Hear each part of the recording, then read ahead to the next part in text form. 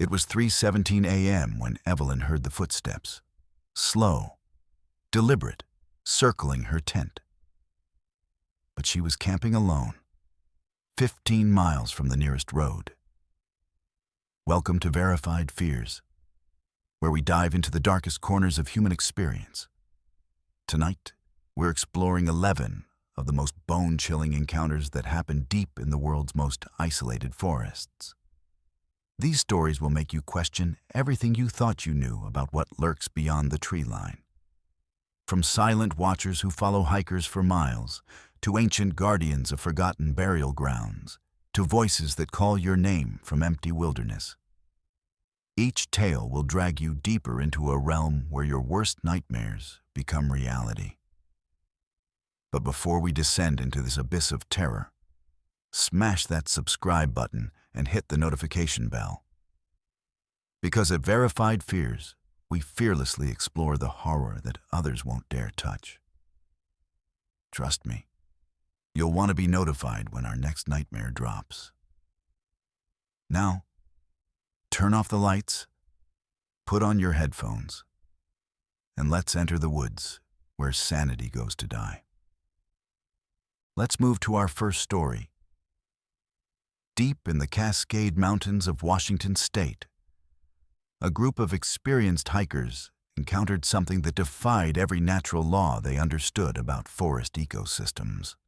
This happened to Henry Chen, a wildlife biologist, and his research team during what should have been a routine biodiversity survey in October 2019. What they discovered in those ancient woods would fundamentally change their understanding of nature itself. Henry had been leading ecological surveys for over 15 years, documenting everything from bird migration patterns to insect populations across the Pacific Northwest. His team consisted of 3 graduate students and a local guide named Tom Whitehorse, who had been navigating these particular mountains for over 3 decades.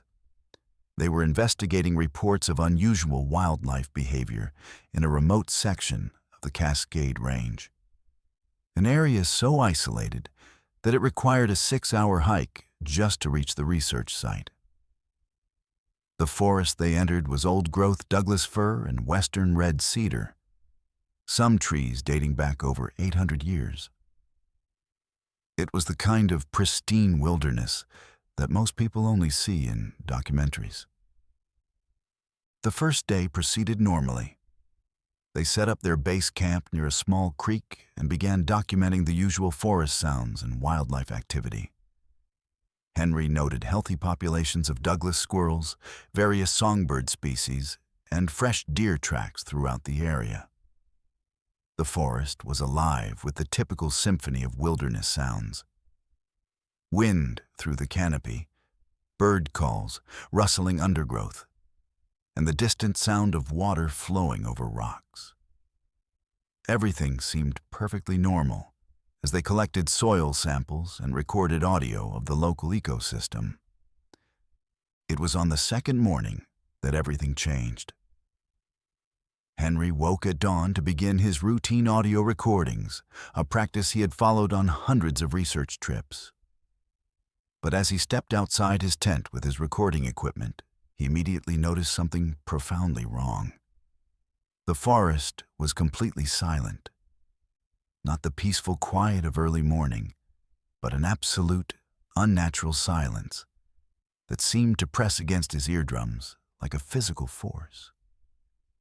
There were no bird calls, no insect buzzing, no wind through the trees, no sound of the nearby creek. Even his own footsteps seemed muffled, as if the very air had become thick and sound-absorbing. Henry initially thought there might be a predator nearby. Sometimes the presence of a large carnivore can cause other wildlife to fall silent temporarily. But this silence was different. It was total and oppressive, creating an atmosphere of dread that made his skin crawl. He checked his audio equipment, thinking it might be malfunctioning. But the devices were working perfectly. They were simply recording nothing but dead air. He walked toward where the creek should have been audible, but even standing directly beside the flowing water, he could hear nothing. The water was moving. He could see it cascading over rocks, but it produced no sound whatsoever. When his team members began emerging from their tents, they immediately noticed the unnatural quiet. Sarah, one of his graduate students, whispered that she felt like they were inside a soundproof chamber. Tom, the experienced guide, had gone pale and was scanning the tree line with obvious anxiety. In 30 years of guiding people through these mountains, he had never experienced anything like this. The silence wasn't just the absence of sound. It felt alive, watchful, and malevolent. As they moved through their morning routine, every action felt amplified and wrong. When someone accidentally dropped a metal cup, it should have clanged loudly against the rocks. Instead, it made only the faintest thud, as if the sound was being absorbed by some invisible force. Their voices, when they dared to speak, sounded flat and lifeless, lacking the natural resonance that voices have in outdoor spaces. It was as if the forest itself was swallowing every sound they made. The most disturbing aspect was how the silence affected their psychological state. Within an hour, the entire team was experiencing intense anxiety and paranoia. They found themselves constantly looking over their shoulders, expecting to see something watching them from the shadows between the trees. The oppressive quiet created a sense of being observed by unseen eyes, as if they had wandered into territory where they were decidedly unwelcome. Henry decided to conduct an experiment. He had brought along an emergency air horn for bear encounters, something that should produce a sound audible for miles in normal forest conditions. When he activated it, pointing it toward the open sky, the result was terrifying. The horn produced only a weak, muffled sound that seemed to die just feet from where he stood. It was as if something was actively suppressing all sound within a specific radius around their campsite. Tom suggested they leave immediately, but Henry's scientific curiosity was stronger than his fear. He wanted to document this phenomenon and understand what could cause such complete acoustic suppression in a natural environment. They spent the day taking measurements and recordings, but every piece of equipment confirmed the same impossible reality. Sound was being absorbed or blocked by something they couldn't identify or understand. As the day progressed, the psychological pressure intensified. The graduate students reported feeling dizzy and disoriented, as if the lack of normal environmental sounds was affecting their inner ear balance. Henry himself began experiencing a persistent headache and a growing sense of claustrophobia, despite being in an open forest. The silence was so complete that they could hear their own heartbeats and the sound of blood flowing through their ears, creating an internal cacophony that contrasted sharply with the dead quiet of their surroundings. By afternoon, they discovered something that made their blood run cold. While exploring the perimeter of the silent zone, they found its exact boundaries. The supernatural quiet had a precise edge. They could step from complete silence into normal forest sounds within a single footstep. On one side of an invisible line, birds sang and insects buzzed normally. On the other side, absolute silence reigned. The boundary formed a perfect circle, roughly 200 yards in diameter, centered on their campsite. Tom finally convinced them to pack up and leave when they made their final disturbing discovery. Scattered throughout the silent zone, they found dozens of small animal skeletons, birds, squirrels, even a young deer. All appeared to have died recently, but there were no signs of predation or disease. The animals seemed to have simply collapsed and died where they stood. Henry collected several specimens, but the implications were terrifying. Whatever was causing the silence was also lethal to wildlife. As they hiked out of the area, the moment they crossed the boundary back into normal forest, the natural sounds returned like a wall of noise hitting them. Birds called, insects buzzed, and the wind rustled through leaves with almost overwhelming intensity after hours of supernatural quiet. The relief was so profound that Sarah began crying, and even Tom, the hardened mountain guide, was visibly shaken.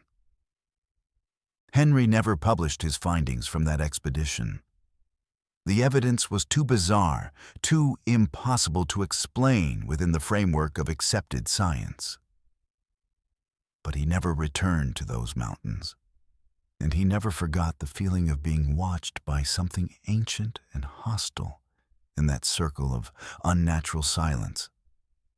The forest had shown them that there are places where the normal rules of nature don't apply, where something far older and more powerful than human understanding still holds dominion over the wilderness. Let's move to our second story. In the remote forests of northern Maine, where logging roads stretch for miles without seeing another soul, a family camping trip turned into a nightmare that would haunt them for years. This happened to David Martinez and his wife Claire, along with their 2 teenage children, during what was supposed to be a peaceful weekend getaway in August 2021. What they encountered on those isolated backwoods roads would shatter their sense of safety in the wilderness forever. David had been planning this camping trip for months, researching the perfect spot deep in the Allagash Wilderness waterway. He was an experienced outdoorsman who had been taking his family on camping adventures since his kids were small. The location he chose was accessible only by a series of increasingly narrow logging roads, each one taking them further from civilization and deeper into the vast Maine wilderness. The final stretch required driving nearly 40 miles on unmarked dirt roads, passing through dense forests of spruce and fir that seemed to close in around their vehicle like living walls. They arrived at their chosen campsite late Friday afternoon, a beautiful clearing beside a pristine lake that reflected the surrounding mountains like a mirror. The spot was everything David had hoped for. Completely isolated, surrounded by untouched wilderness, and so remote that they hadn't seen another vehicle for the last 2 hours of driving. They set up their tents, built a fire, and spent the evening enjoying the kind of peace that only comes from being truly disconnected from the modern world. The kids complained about the lack of cell service, but David and Claire relished the opportunity to unplug completely. Saturday passed perfectly. They hiked along game trails, fished in the lake, and explored the surrounding forest. As evening approached, they prepared for another peaceful night under the stars. But as they were settling around the campfire after dinner, Claire noticed something that made her blood run cold. Through the trees, barely visible in the fading light, she could see the outline of a vehicle parked on the logging road about 100 yards from their campsite.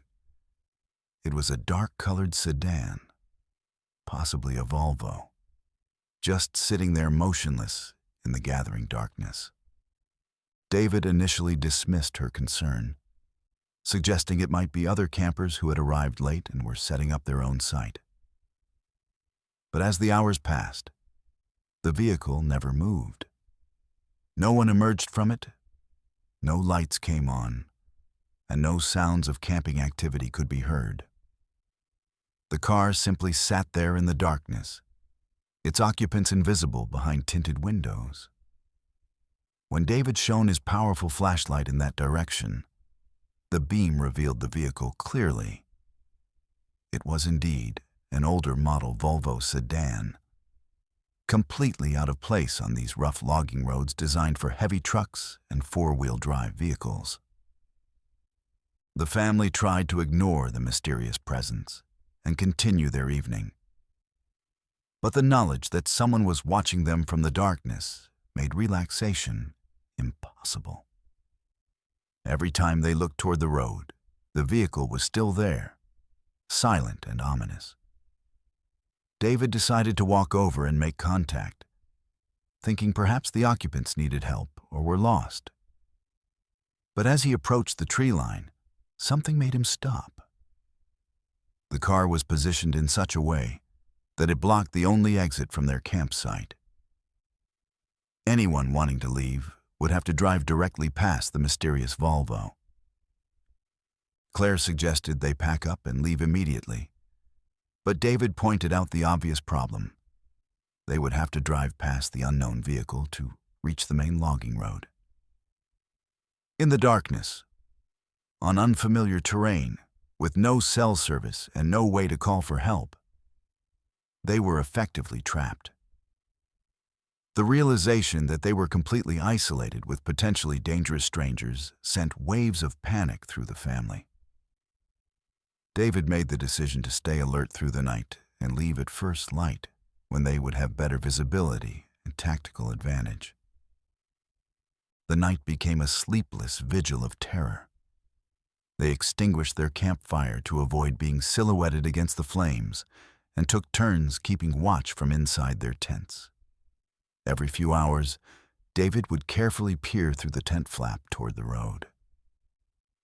The Volvo never moved, never showed any signs of life. But somehow its presence felt increasingly menacing as the hours crawled by. The children whispered questions about who might be in the car and why they were just sitting there. But David had no answers that wouldn't terrify them further. Around 3 a.m, Claire woke David with urgent whispers. She had been watching the road when she saw a figure emerge from the passenger side of the Volvo. In the moonlight, she could make out the silhouette of a person walking slowly around the perimeter of their campsite, staying just inside the tree line. The figure moved with deliberate stealth, clearly trying to remain hidden while observing their tents. David grabbed his hunting knife and prepared to defend his family. But the figure eventually returned to the vehicle without approaching closer. The psychological torture continued until dawn. Every sound in the forest, a snapping twig, the call of a night bird, the rustle of leaves, sent adrenaline coursing through their systems. They were trapped in their own campsite, prisoners of an unknown threat that seemed content to simply watch and wait. The children barely slept, and when they did, they woke frequently with nightmares about shadowy figures surrounding their tents. As the first light of dawn began filtering through the forest canopy, David made the decision to pack up quickly and attempt to leave. They broke camp in record time, throwing gear into their SUV with shaking hands, while constantly glancing toward the road where the Volvo still sat motionless. David's plan was to drive directly toward the mysterious vehicle, hoping that daylight and the element of surprise would give them the advantage they needed to escape. When they reached the logging road, David stopped their vehicle about 50 feet from the Volvo and honked his horn repeatedly, trying to force some kind of response from the occupants. The sedan remained silent and still. David slowly drove closer, and as they passed alongside the mysterious vehicle, Claire peered through the passenger window. What she saw made her scream in terror. The car was empty, but the windows were covered from the inside with newspaper and duct tape, creating a makeshift blind that would allow occupants to see out while remaining completely hidden from view. They drove away as fast as the rough logging roads would allow, not stopping until they reached the main highway hours later. When they finally had cell service, David called the state police to report the incident. The authorities took their report seriously, given the remote location and suspicious circumstances. But when officers investigated the area 2 days later, they found no trace of the Volvo or its occupants. The vehicle had vanished as mysteriously as it had appeared. The family never returned to that area of Maine, and David stopped planning remote camping trips altogether. The experience had shown them how vulnerable they were in the wilderness, how easily they could be trapped by someone with malicious intent. Claire still has nightmares about that figure walking around their campsite in the darkness, and their children refuse to go camping anywhere that doesn't have cell service and easy access to help. The most disturbing aspect of the encounter was the calculated nature of the threat. Someone had deliberately positioned their vehicle to trap the family, then spent an entire night watching them with unknown intentions. The newspaper-covered windows suggested premeditation and experience in surveillance. David often wonders what would have happened if they had tried to leave during the night, or if the mysterious watchers had decided to approach their campsite. The questions haunt him because he knows that in those remote Maine woods, no one would have heard them scream for help. Let's move to our third story. In the dense forests of the Olympic Peninsula in Washington, where ancient trees create a canopy so thick that sunlight barely reaches the forest floor, a solo backpacker experienced something that challenged everything he believed about the natural world. This happened to Michael Thompson, a 34-year-old software engineer from Seattle, during a week-long hiking trip in September 2020. What he encountered in those primordial woods would leave him questioning his own sanity and forever change his relationship with wilderness solitude.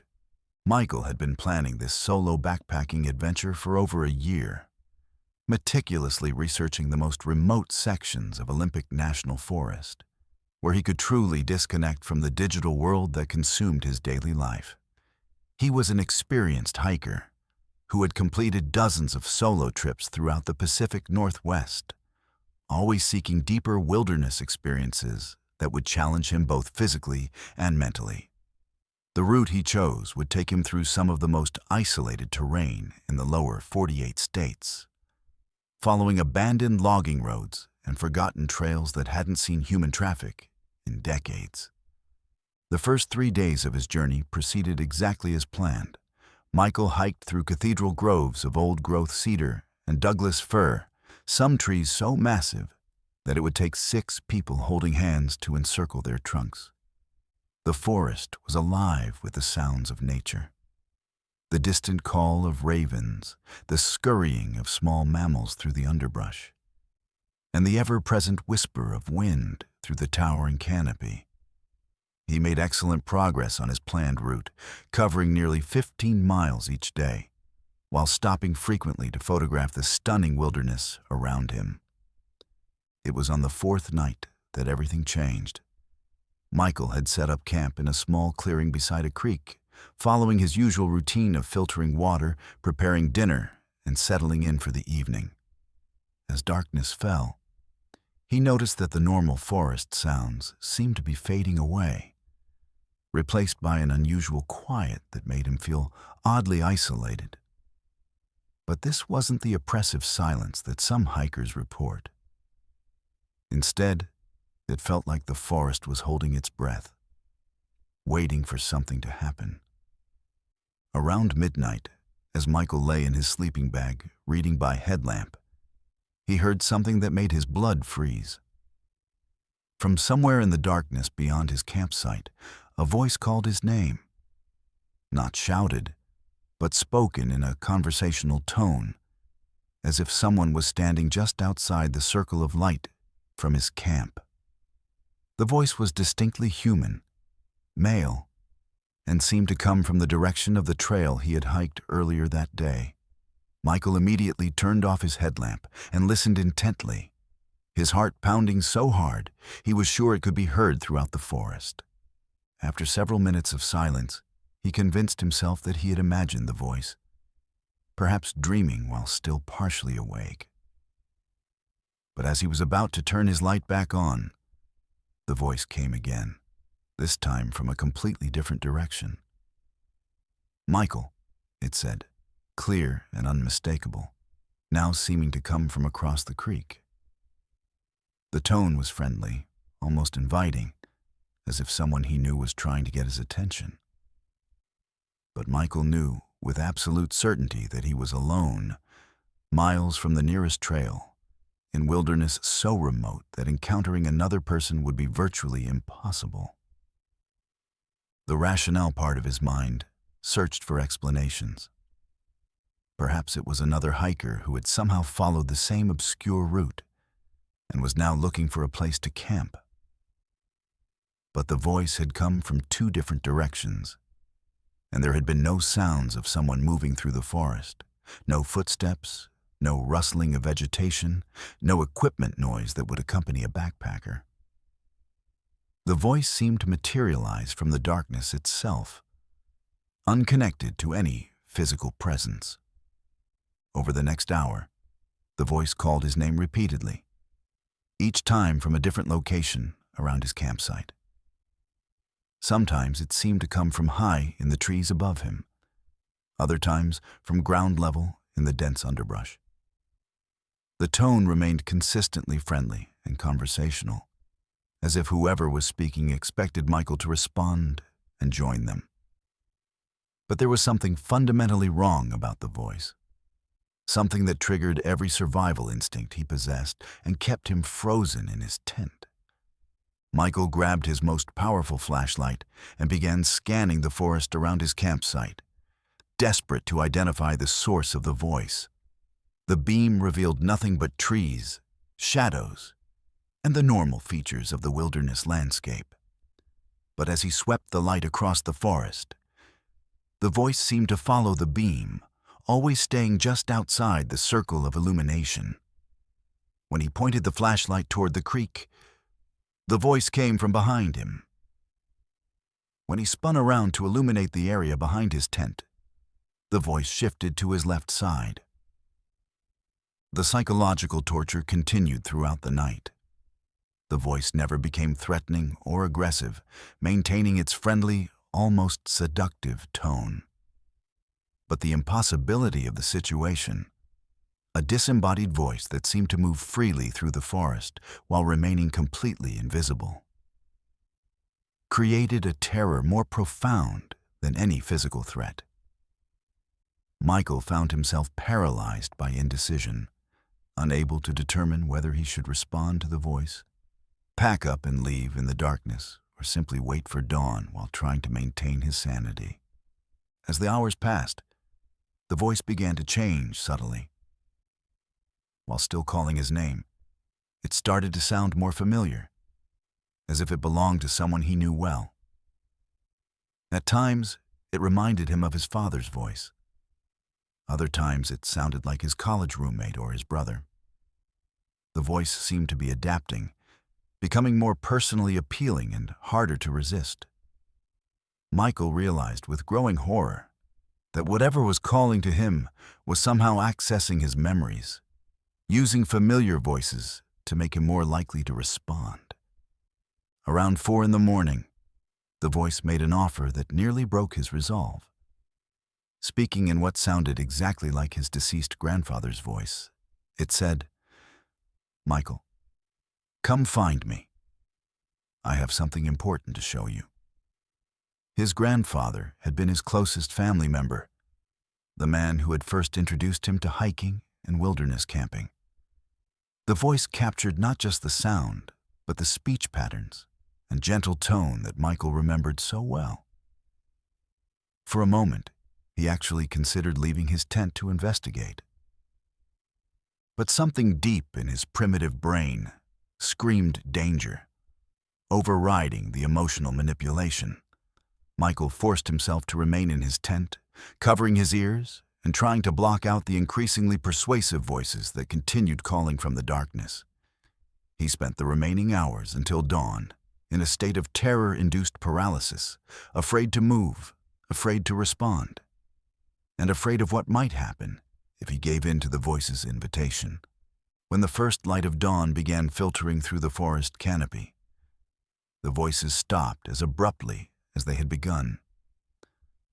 The normal sounds of the forest returned: bird calls, rustling leaves, the babble of the creek. as if nothing unusual had happened. Michael packed his gear with shaking hands and began hiking out immediately, abandoning his planned route and heading directly for the nearest road. He covered nearly 20 miles that day, driven by a desperate need to escape the forest that had revealed something ancient and malevolent in its depths. Michael never completed another solo backpacking trip. The experience had shown him that the wilderness holds mysteries far beyond what modern science can explain, and that some places are inhabited by forces that view human visitors as prey rather than guests. He still hikes, but only with companions and never in areas as remote as the Olympic Peninsula. The memory of those friendly voices calling his name from the darkness continues to haunt him, and he often wonders what would have happened if he had been weak enough to answer their invitation and step into the forest night. The most disturbing aspect of the encounter was how the voices seemed to know him personally, adapting their approach to exploit his emotional vulnerabilities and family connections. Whatever was calling to him in that forest possessed an intelligence that was both alien and terrifyingly sophisticated, capable of psychological manipulation that nearly overcame his survival instincts. Michael knows that he came dangerously close to becoming another missing person statistic in the vast wilderness of the Pacific Northwest, lured away from safety by voices that promised answers but delivered only darkness. Let's move to our fourth story. In the remote wilderness of the Appalachian Mountains, where ancient ridges hide secrets that predate human civilization, a group of college friends encountered something that transformed their weekend camping trip into a nightmare they would never forget. This happened to Jessica Martinez and her 3 roommates during their spring break adventure in March 2022, deep in the Daniel Boone National Forest of Kentucky. What they witnessed in those fog-shrouded hollows would shatter their understanding of what inhabits the darkest corners of America's oldest mountain range. Jessica had organized this camping trip as a way for her friend group to bond before graduation scattered them across the country. She was a pre-med student at the University of Kentucky, known for her meticulous planning and love of outdoor adventures. Her companions were equally accomplished. Amanda studying environmental science, Rachel pursuing a degree in psychology, and Morgan majoring in anthropology. They were all experienced hikers who had spent countless weekends exploring the trails and backwoods of Kentucky. But none of them had ventured as deep into the wilderness as Jessica's chosen destination. The location Jessica selected was a remote section of the Daniel Boone National Forest, accessible only by a series of increasingly treacherous dirt roads that wound through dense forests of oak, maple, and pine. The final approach required hiking 3 miles along an abandoned logging trail that hadn't been maintained in decades. Their destination was a secluded valley that Jessica had discovered while researching historical maps of the region, a place so isolated that it didn't appear on modern topographical surveys and seemed to have been forgotten by the outside world. They arrived at the valley on Friday afternoon, setting up camp in a clearing beside a small stream that meandered through the hollow.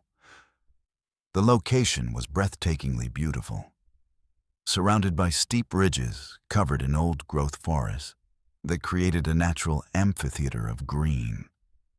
The isolation was complete. They hadn't seen another person for the last 6 hours of their journey, and their cell phones showed no signal whatsoever. It was exactly the kind of pristine wilderness experience Jessica had hoped to share with her friends before they all went their separate ways. The first evening passed peacefully. They built a campfire, shared stories, and marveled at the brilliant display of stars visible in the unpolluted mountain sky. The forest around them was alive with the normal sounds of Appalachian wildlife. The distant call of barred owls, the rustle of small mammals in the underbrush.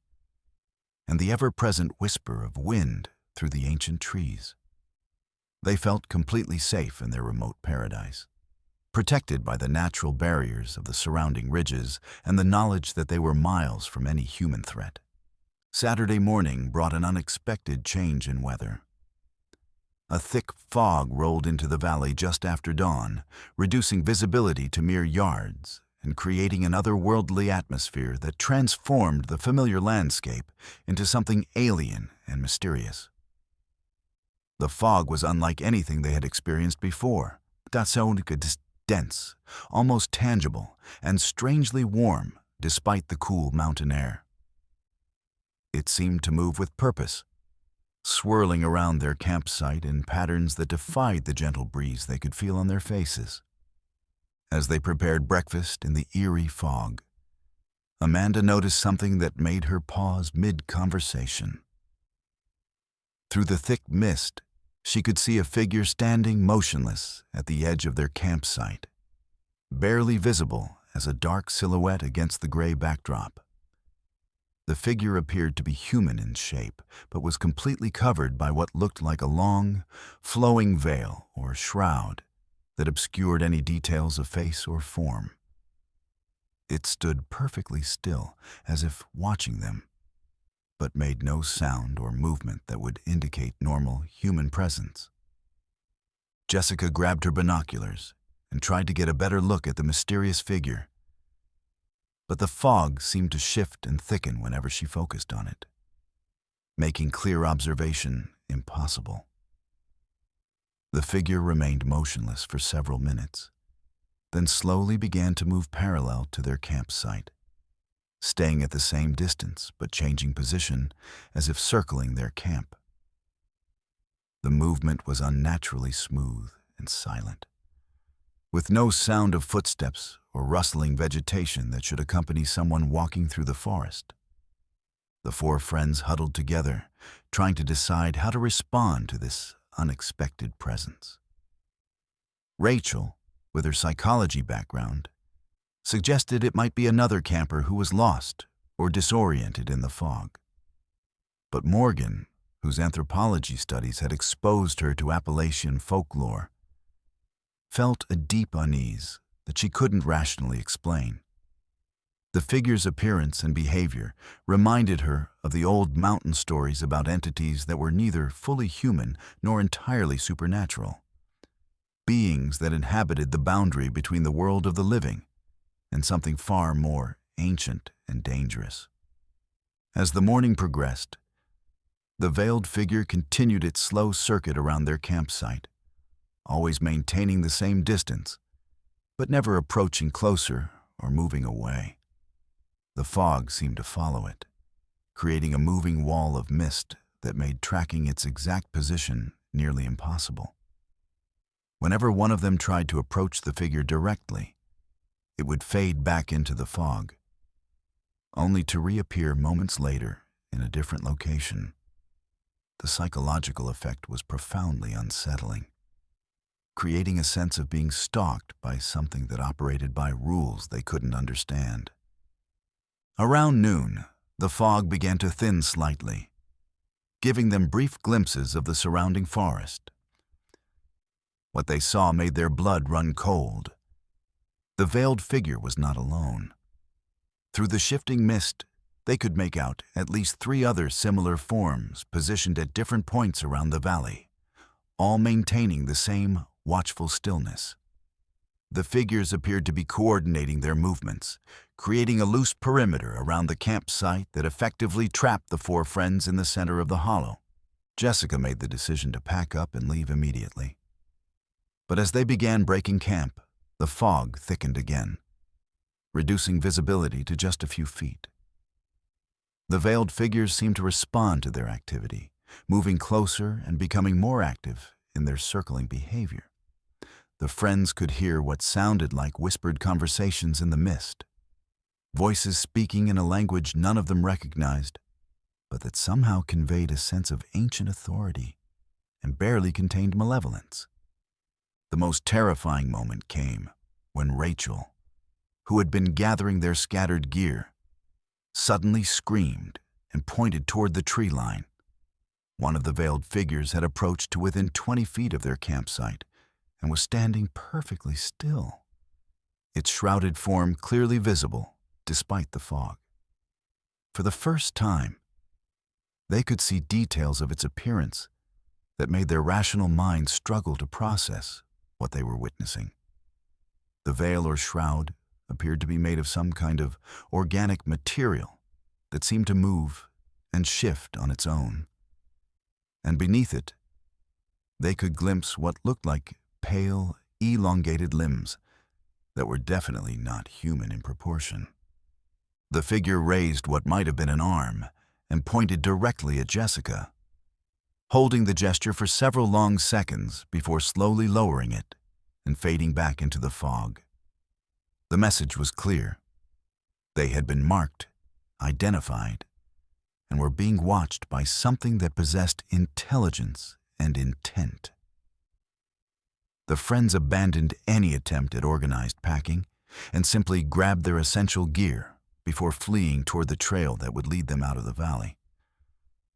The hike out became a nightmare of paranoia and terror. The fog followed them, and they could sense the veiled figures moving through the forest parallel to their route, always staying just out of sight, but making their presence known through subtle sounds and glimpses of movement in their peripheral vision.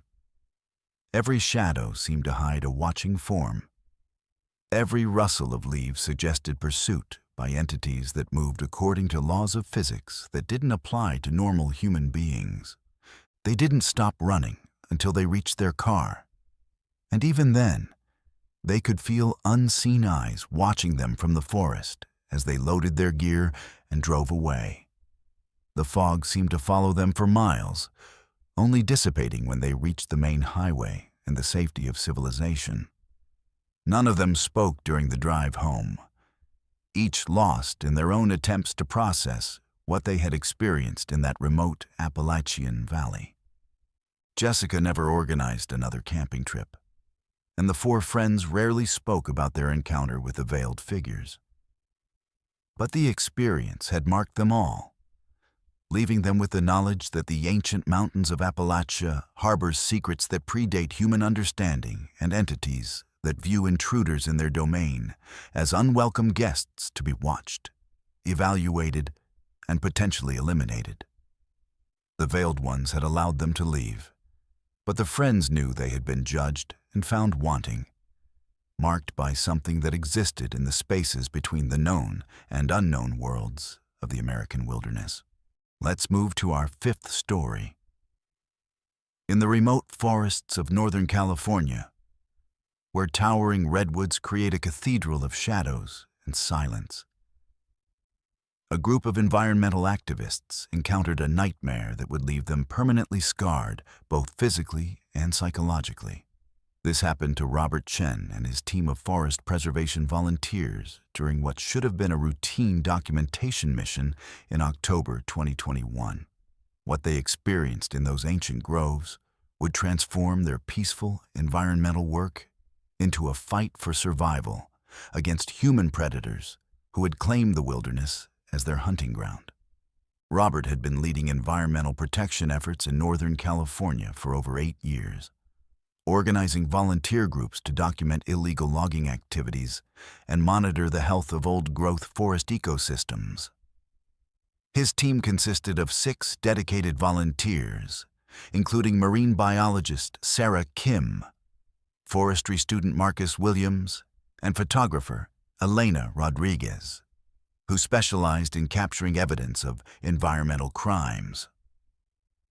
They were investigating reports of unauthorized timber harvesting in a protected section of Humboldt County, an area so remote that it required a 2-day hike through dense forest to reach the suspected logging sites.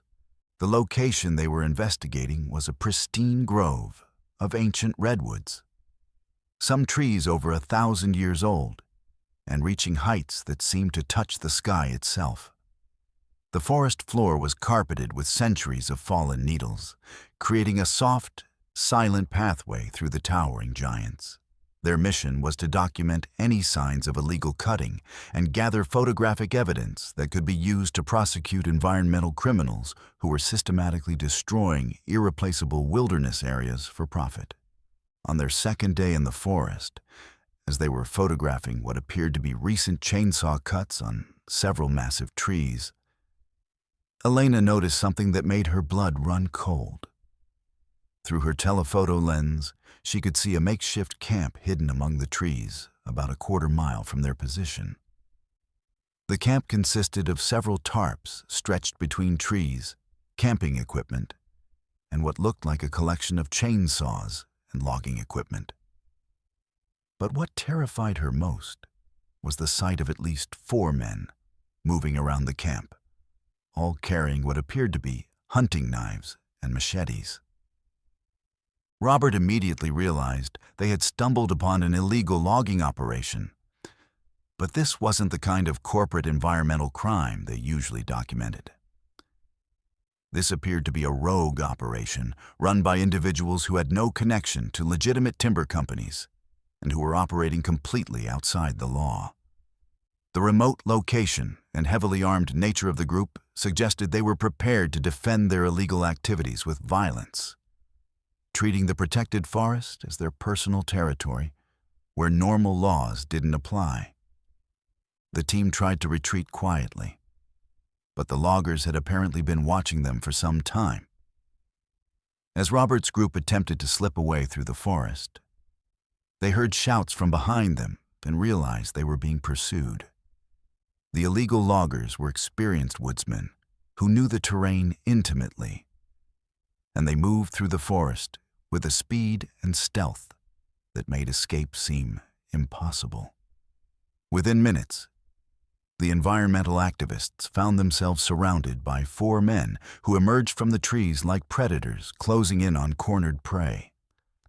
The leader of the group was a tall, bearded man in his 40s who carried a large hunting knife and spoke with the casual authority of someone accustomed to violence. He informed Robert's team that they had trespassed on private property and witnessed activities that they weren't supposed to see. The man's tone was conversational, but carried an unmistakable threat of violence, and his companions fingered their weapons while studying the activists with the cold calculation of experienced predators evaluating their victims. What followed was 6 hours of psychological and physical torture that would haunt the survivors for the rest of their lives. The loggers forced the environmental team to march deeper into the forest, away from any possible rescue. While discussing among themselves what to do with the witnesses to their illegal operation, the activists were bound with rope and forced to sit in a circle while their captors debated whether to simply scare them into silence or eliminate them permanently to protect their lucrative timber theft operation. The psychological torture was as brutal as the physical violence that followed. The loggers seemed to take pleasure in describing in graphic detail what they had done to previous environmental activists who had discovered their operation. They spoke casually about bodies buried in the forest, about people who had simply disappeared without a trace, and about the complete isolation of their location that made rescue impossible. The environmental team realized with growing horror that they had stumbled into the territory of individuals who viewed murder as a routine business expense. Marcus, the youngest member of the group, was singled out for particularly brutal treatment when he tried to reason with their captors. The loggers used their knives to inflict shallow cuts on his arms and face. Not deep enough to cause serious injury, but sufficient to demonstrate their willingness to escalate the violence. The psychological impact of watching their friend being tortured while being powerless to help created trauma that would affect the entire group for years to come. As evening approached, the situation became even more desperate. The loggers had apparently decided that the environmental activists posed too great a threat to their operation to be allowed to live. They began discussing logistics of disposal, talking about locations where bodies could be buried so deep in the forest that they would never be found. The casual nature of these conversations, as if they were discussing routine work tasks, revealed the depth of evil that the activists had encountered in the remote wilderness.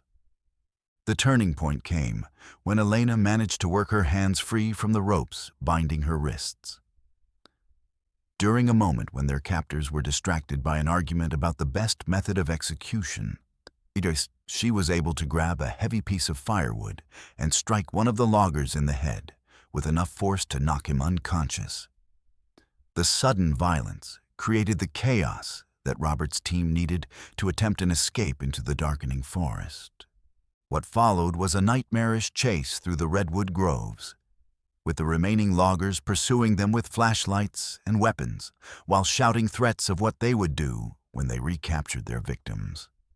The environmental activists had no knowledge of the terrain and were running blind through a forest that their pursuers knew intimately. They separated into pairs, hoping to confuse their hunters and increase the chances that at least some of them would survive to report the crimes they had witnessed. Robert and Sarah managed to evade capture by hiding in a hollow beneath the roots of a massive fallen redwood, remaining motionless for hours while their pursuers searched the area around them. They could hear the loggers calling to each other, coordinating their search pattern and discussing the consequences of allowing witnesses to escape. The hunt continued throughout the night, with the environmental activists hiding in terror while armed criminals combed the forest looking for them. Elena and Marcus were less fortunate. They were recaptured after several hours and subjected to additional torture as punishment for their escape attempt. The loggers used their knives to inflict more serious injuries, leaving permanent scars that would serve as reminders of their encounter with human evil in the wilderness. Only the arrival of dawn and the loggers' need to return to their illegal cutting operation saved the activists from being murdered outright. When the sun rose, the surviving members of Robert's team managed to find each other and begin the long hike out of the forest. They were traumatized, injured, and psychologically shattered by their encounter with predators who had turned the protected wilderness into their personal hunting ground. The 2-day journey back to civilization became a race against time, as they knew the loggers might pursue them to prevent them from reporting the crimes they had witnessed. Robert's team did eventually reach safety and report their ordeal to law enforcement. But the investigation that followed revealed the challenges of prosecuting crimes committed in such remote locations. By the time authorities reached the logging site, the criminals had vanished, leaving behind only evidence of their illegal timber harvesting and no trace of their identities or whereabouts. The environmental activists had survived their encounter with human monsters, but justice remained elusive in the vast wilderness where such predators could operate with impunity. The psychological scars from their ordeal proved more lasting than their physical injuries. Several team members required extensive therapy to deal with the trauma of being tortured and nearly murdered by individuals who viewed environmental protection as a threat worthy of lethal response. Robert disbanded his volunteer organization, unable to risk exposing other activists to the kind of human predators who had claimed the remote forests as their territory. The ancient redwoods they had tried to protect continued to fall to illegal chainsaws, while the criminals who had terrorized them disappeared back into the wilderness where they continued their destructive work beyond the reach of law and justice. Let's move to our 6th story. In the vast wilderness of the Cascade Range in Oregon, where endless miles of dense forest can swallow entire groups without a trace, 8 college friends embarked on what should have been a celebratory camping trip before graduation. This happened to Jennifer Walsh and her group during their final spring break together in April 2023, deep in the Mount Hood National Forest. What began as a joyful reunion in the wilderness would end with 6 people vanishing without explanation, leaving only two traumatized survivors to tell a story that authorities still refuse to fully investigate. Jennifer had been planning this reunion camping trip for months, bringing together her closest friends from Oregon State University for one last adventure before they scattered across the country to begin their careers. The group included her roommate Ashley, her boyfriend Derek, and 5 other friends who had shared countless memories throughout their college years. They were all experienced outdoor enthusiasts who had spent numerous weekends hiking and camping throughout the Pacific Northwest. But this trip was special. A final celebration of their friendship before adult responsibilities pulled them in different directions. The location Jennifer chose was a remote section of the Mount Hood National Forest, accessible only by a series of increasingly narrow Forest Service roads that wound through dense stands of Douglas fir and western hemlock. Their destination was a secluded alpine lake that Jennifer had discovered during a solo hiking trip the previous summer. A pristine body of water surrounded by towering peaks and completely isolated from any established trails or camping areas. The lake was so remote that it didn't appear on most recreational maps, making it the perfect location for a private celebration away from crowds and civilization. They arrived at the lake on Thursday afternoon, setting up a large camp in a clearing beside the crystal clear water that reflected the surrounding mountains like a perfect mirror. The location was everything Jennifer had promised. Breathtakingly beautiful, completely isolated, and offering the kind of wilderness experience that would create memories to last a lifetime. They spent the first evening around a roaring campfire, sharing stories, playing music, and reveling in the freedom that comes from being completely disconnected from the outside world. Friday passed in perfect harmony with nature. The group hiked around the lake, explored the surrounding forest, and spent hours swimming in the surprisingly warm alpine water. As evening approached, they prepared for what they planned to be their most memorable night together. With a feast cooked over the campfire and a celebration that would honor their years of friendship. The mood was euphoric, filled with laughter and the bittersweet joy of friends who knew they were experiencing something precious that would soon become just a cherished memory. It was around midnight on Friday when everything changed. Jennifer was awakened by what sounded like muffled screams coming from somewhere outside the camp. She emerged from her tent to find the campfire reduced to glowing embers and an eerie silence that seemed to press against her eardrums like a physical force.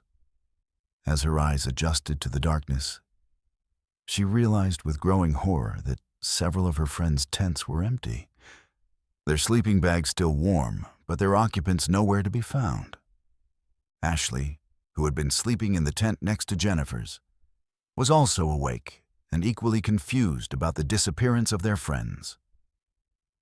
Together, they searched the immediate area around the camp, calling out names and expecting to find their friends playing some kind of elaborate prank or perhaps dealing with a medical emergency.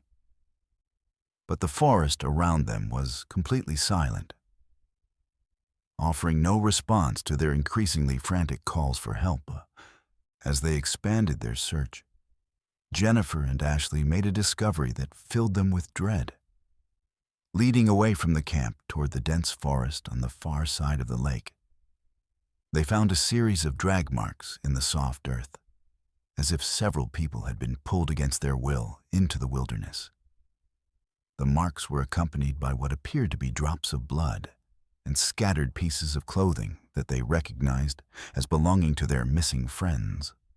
The 2 survivors spent the remainder of the night in a state of terror, huddled together in Jennifer's tent while listening for any sound that might indicate the return of their friends or the approach of whatever had taken them. They debated whether to attempt a rescue mission in the darkness or wait for dawn when they would have better visibility and a clearer understanding of what they were facing. The decision was made for them when they heard sounds in the forest that convinced them they were being watched by unseen predators. Throughout the night, Jennifer and Ashley could hear what sounded like voices calling from deep in the forest.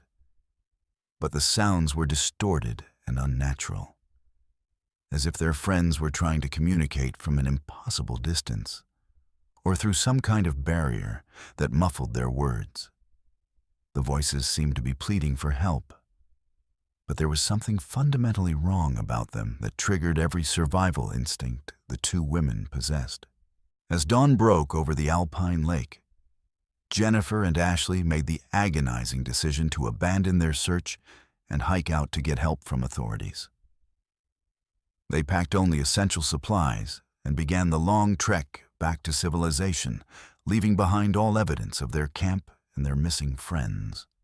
The hike out became a nightmare of paranoia and guilt, as they constantly felt they were being followed by unseen watchers who might be responsible for their friend's disappearance.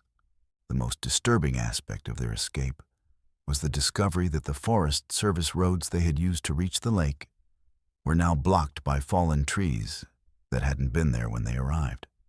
The obstacles appeared to have been deliberately placed to prevent vehicles from entering or leaving the area, suggesting that whoever had taken their friends had also planned to trap any potential witnesses or rescuers. Jennifer and Ashley were forced to abandon their vehicle and continue on foot, adding miles to their journey and increasing their sense of vulnerability. When they finally reached a ranger station and reported the disappearance of their 6 friends, the response from authorities was frustratingly inadequate. Search and rescue teams were dispatched to the area, but they found no trace of the missing campers despite extensive efforts involving helicopters, tracking dogs, and experienced wilderness searchers. The campsite had been completely cleaned, with no evidence remaining of the 8-person group that had been there just days before. Even more disturbing was the discovery that the drag marks and blood evidence that Jennifer and Ashley had observed were nowhere to be found when investigators arrived at the scene. The forest around the lake appeared completely undisturbed, as if the missing campers had simply vanished into thin air without leaving any trace of their presence or their fate. The lack of physical evidence led some investigators to question whether the 2 survivors were telling the truth about what had happened to their friends. Jennifer and Ashley were subjected to extensive questioning and psychological evaluation, with some authorities suggesting that they might have been involved in their friend's disappearance, or that they had suffered some kind of shared psychotic episode brought on by wilderness stress. The women maintained their story despite the skepticism they encountered. But the lack of supporting evidence made it impossible to launch a full criminal investigation into what they insisted was a case of mass abduction. The psychological trauma of losing 6 close friends and being unable to convince authorities to take their story seriously has left both survivors struggling with guilt, grief, and post-traumatic stress. Jennifer has never returned to the wilderness, haunted by the knowledge that her friends are still missing somewhere in the vast Oregon forests, and that whatever took them remains free to claim other victims. Ashley has required extensive therapy to deal with survivors' guilt and the constant fear that the entities responsible for the disappearances might return to eliminate the witnesses who escaped. The case remains officially unsolved, with the 6 missing campers listed as disappeared persons in a wilderness area where people sometimes vanish without explanation. But Jennifer and Ashley know the truth, that something predatory and intelligent operates in the remote forests of the Cascade Range, something that views human visitors as prey to be hunted and collected. Their friends didn't simply get lost in the wilderness. They were taken by forces that understand how to eliminate evidence and operate beyond the reach of conventional law enforcement. The most haunting aspect of their ordeal is the knowledge that they were allowed to escape, suggesting that whatever took their friends wanted survivors to spread the story and create fear among potential future victims. Jennifer often wonders if she and Ashley were spared specifically to serve as witnesses, to carry the tale of what happens to those who venture too deep into wilderness areas where ancient predators still claim dominion over human intruders. Let's move to our seventh story. In the remote wilderness of the Adirondack Mountains in upstate New York, where dense forests stretch for hundreds of miles without a single road or building, a family's peaceful camping trip became a terrifying ordeal that would force them to abandon everything and flee into the night. This happened to Thomas Rodriguez and his family during what should have been a relaxing long weekend in August 2022, deep in the High Peaks Wilderness area. What they encountered in those isolated mountains would shatter their sense of security and leave them questioning whether some places are simply too dangerous for civilized people to visit. Thomas had been planning this camping expedition for months, eager to share his love of wilderness backpacking with his wife Maria and their two teenage children, Sophia and Carlos. He was an experienced outdoorsman who had been exploring the Adirondacks for over 20 years. But this trip was special because it marked the first time his family would join him on a multi-day backcountry adventure.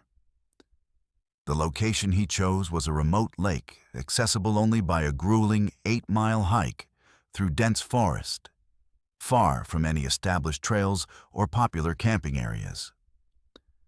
The journey to their destination took most of Friday, with the family carrying heavy packs loaded with camping gear, food, and water purification equipment. The trail they followed was little more than a game path that wound through thick stands of maple, birch, and pine, occasionally marked by faded blazes that Thomas had learned to recognize during his years of solo exploration. The lake they were seeking was so remote that it appeared on only the most detailed topographical maps. A pristine body of water surrounded by towering peaks that few people had ever seen. They reached the lake just before sunset on Friday, setting up camp on a small peninsula that jutted into the crystal-clear water. The location was everything Thomas had promised his family. Breathtakingly beautiful, completely isolated, and offering the kind of wilderness experience that creates lifelong memories. They spent the evening around a campfire, with Thomas sharing stories of his previous adventures while his family marveled at the brilliant display of stars visible in the unpolluted mountain sky. Saturday passed in perfect harmony with the natural world. The family hiked around the lake, explored hidden coves and waterfalls, and spent hours fishing from their campsite. Sophia and Carlos, initially skeptical about spending a weekend without internet or cell service, found themselves genuinely enjoying the peace and freedom that comes from complete disconnection from the digital world. As evening approached, they prepared for what they expected to be another peaceful night under the stars. It was around 11 o'clock on Saturday night when their wilderness paradise became a nightmare. The family was settling into their tents when they heard the sound of someone crashing through the forest toward their campsite. The noise was unmistakably human. Heavy footsteps, breaking branches, and what sounded like someone stumbling repeatedly over obstacles in the darkness. But they were 8 miles from the nearest road, in wilderness so remote that encountering another person should have been virtually impossible. Thomas emerged from his tent with a flashlight and was shocked to see a man stumbling into their campsite, clearly intoxicated and disoriented. The stranger was middle-aged, wearing torn clothing, and reeked of alcohol so strongly that the smell was overwhelming even in the open air. He was carrying what appeared to be a partially empty bottle of whiskey and seemed surprised to discover other people in what he apparently considered his private territory. The man's behavior was erratic and threatening, swaying on his feet while staring at Thomas's family with bloodshot eyes that reflected the dying campfire. The intruder began speaking in slurred, aggressive tones, demanding to know what Thomas's family was doing in his forest, and suggesting that they had no right to be camping in the area. His speech was barely coherent, punctuated by profanity and veiled threats about what happened to people who trespassed on his territory. Thomas tried to remain calm and reasonable, explaining that they were legal campers in a public wilderness area. But the drunk man became increasingly agitated and hostile. What made the situation truly terrifying was the realization that this man had somehow reached their remote campsite despite being so intoxicated that he could barely stand upright. The 8-mile hike through difficult terrain would have been challenging for a sober, experienced hiker. Yet this stranger had navigated the route in darkness while severely impaired. The implications were chilling. Either he knew these mountains so well that he could travel them blind drunk, or he had been following Thomas's family since they began their hike. The drunk intruder began circling their campsite, stumbling through their gear while making increasingly threatening comments about what he might do to unwelcome visitors in his territory. He picked up their cooking utensils and examined them with obvious malicious intent, while making crude comments about Maria and Sophia that left no doubt about his predatory intentions. Thomas realized with growing horror that they were completely isolated with a dangerous individual who viewed their presence as both an invasion and an opportunity. Maria gathered the children into the largest tent, while Thomas tried to de-escalate the situation. But the intruder's behavior became more erratic and threatening as the minutes passed. He began throwing their camping equipment around the site, smashing their water bottles and scattering their food supplies, while ranting about city people who didn't belong in the wilderness. The man's actions suggested a level of territorial aggression that went far beyond simple drunken belligerence. He seemed to view their campsite as his personal domain that had been violated by unwelcome intruders. The turning point came when the drunk man began approaching the tent where Maria and the children were hiding, making explicit threats about what he intended to do to them. Thomas realized that reasoning with the intruder was impossible, and that his family was in immediate physical danger from someone who had clearly abandoned any pretense of civilized behavior. The isolation that had made their campsite so appealing now became a deadly trap, with no possibility of help arriving and no escape route that wouldn't require abandoning their gear and fleeing into the darkness. Thomas made the desperate decision to grab his family and run, abandoning their campsite and all their equipment in a frantic attempt to escape the drunk predator who had invaded their wilderness sanctuary. They fled into the forest, wearing only the clothes they had been sleeping in, carrying nothing but a single flashlight and the knowledge that they faced an 8-mile hike through difficult terrain in complete darkness. Behind them, they could hear the intruder destroying their campsite while shouting threats about what he would do if he caught them. The nighttime escape became a terrifying ordeal that tested the family's endurance and unity. They had to navigate treacherous terrain without proper equipment, following a barely visible trail while constantly looking over their shoulders for signs of pursuit. Sophia twisted her ankle on a hidden route, and Carlos developed severe blisters from hiking in inappropriate footwear. But they pressed on, driven by the knowledge that returning to their campsite meant facing a dangerous predator who had made his violent intentions clear. The most disturbing aspect of their flight was the realization that the drunk intruder seemed to be following them through the forest. They could hear sounds of pursuit in the darkness behind them, breaking branches, stumbling footsteps, and occasional shouts that echoed through the mountains. The man's ability to track them while severely intoxicated suggested a familiarity with the terrain that was both impressive and terrifying, indicating that he might be a permanent resident of the wilderness who viewed all visitors as potential victims. They reached their vehicle just as dawn was breaking over the mountains, exhausted, injured, and traumatized by their encounter with human evil in the remote wilderness.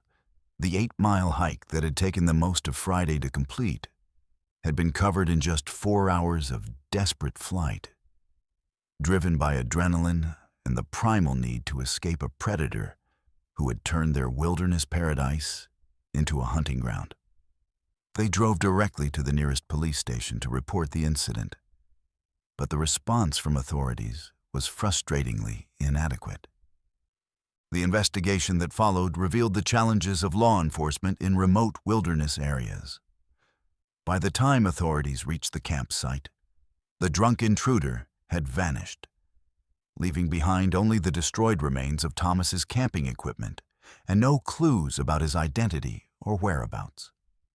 The isolation that had made the location so appealing for camping also made it impossible to effectively investigate crimes committed there, allowing predators to operate with virtual impunity in the vast wilderness. Thomas and his family never returned to the Adirondacks, and their experience effectively ended Thomas's 20-year relationship with wilderness camping. The encounter had shown them that even the most remote locations can harbor human predators who view isolation as an opportunity rather than a sanctuary. The drunk intruder had transformed their family bonding experience into a nightmare that would haunt them for years, demonstrating that the greatest dangers in the wilderness often come not from wild animals or natural hazards, but from the human monsters who use isolation as cover for their predatory behavior. The psychological impact of their ordeal extended far beyond the immediate trauma of that night. Sophia and Carlos developed a lasting fear of wilderness areas, and Maria required therapy to deal with the anxiety and hypervigilance that followed their encounter with a predator who had invaded their safe space. Thomas was left with the haunting knowledge that his love of remote wilderness had nearly cost his family their lives, and that the mountains he had cherished for decades harbored dangers that no amount of experience or preparation could fully protect against. Let's move to our 8th story. In the ancient forests of the Cherokee National Forest in Tennessee, where sacred burial grounds predate European settlement by thousands of years, an archaeological team encountered guardians that have protected these hallowed sites since time immemorial. This happened to Dr. Catherine Williams and her graduate research team during what should have been a routine survey expedition in September 2023. Deep in the remote mountains, where indigenous peoples once laid their ancestors to rest. What they awakened in those sacred groves would teach them that some places demand respect that transcends academic curiosity and scientific methodology. Dr. Williams had been leading archaeological surveys throughout the southeastern United States for over 15 years, specializing in pre-Columbian indigenous sites that could provide insights into ancient Native American cultures. Her current project involved documenting and protecting burial mounds that were threatened by illegal artifact hunting and commercial development. The team consisted of 4 graduate students and a local Cherokee consultant named Joseph Crow Feather, who had reluctantly agreed to guide them to sites that his people considered sacred and potentially dangerous to disturb. The location they were investigating was a series of burial mounds hidden deep in the Cherokee National Forest, accessible only by following ancient footpaths that wound through dense stands of oak, hickory, and pine. The mounds were part of a complex that had been used for ceremonial burials for over 2,000 years, representing one of the most significant archaeological sites in the region. Joseph had warned the team repeatedly about the spiritual significance of the area and the traditional beliefs regarding the consequences of disturbing the ancient dead. They established their research camp on Tuesday morning in a clearing about half a mile from the burial complex. Following strict archaeological protocols, to minimize their impact on the site. Dr. Williams had obtained all necessary permits and had consulted extensively with Cherokee tribal authorities. But Joseph remained visibly uncomfortable with the entire expedition. He spoke in hushed tones about the old stories, the warnings passed down through generations, about places where the spirits of the ancestors still walked and protected their eternal resting places from those who would disturb their peace. The first 2 days of research proceeded according to plan. The team used ground-penetrating radar and other non-invasive techniques to map the extent of the burial complex, discovering that it was far larger and more sophisticated than previous surveys had indicated.